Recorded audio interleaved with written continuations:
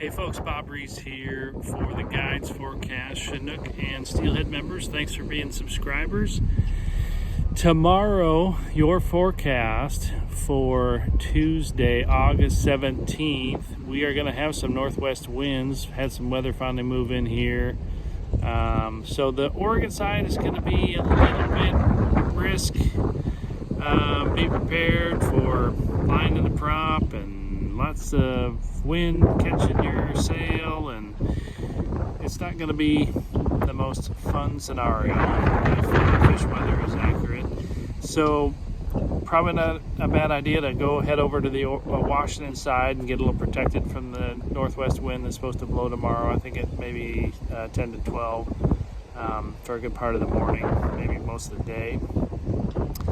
But you got high tide at the bridge to work with anyway. Now, we've talked a lot about the soft tide exchange.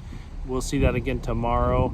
Not going to be a strong push, but nonetheless, there should be some fish that should get washed up to the bridge. But you've heard us mention many times in our Buzz Ramsey, Bob Reese webinars that the softer tides are not going to push the hordes of fish up into the upper estuary. But the fact of the matter is, we're in peak season, and so there is the estuary is really inundated with shrimp salmon at this time. So we got that going for us. Again, there was fish not so much above the bridge, but down below the bridge on the bridge hover this morning. First thing, there was fish caught, fair numbers of fish. So not a bad idea to start yourself over on the Washington side, even down low, since we'll be only about halfway through the incoming tide. Holding in the deep water off Chinook, certainly below the bridge, and wait for those fish to wash through to you would be one of your better strategies for morning fishing in the AM. There was a few fish on the humps above the bridge after the tide had really started slowing down, getting close to high slack. Some of my guide friends did catch fish up there at high slack, and that could very well repeat itself. Fishing in front of Hammond first thing in the morning would be a good option too, but just be prepared for a pretty robust northwest wind there. So, but it's the perfect scenario for deep water trolling, really holding on the incoming tide. There should be some Chinook washing through on that morning tide. We found some tonight down there in front of Hammond.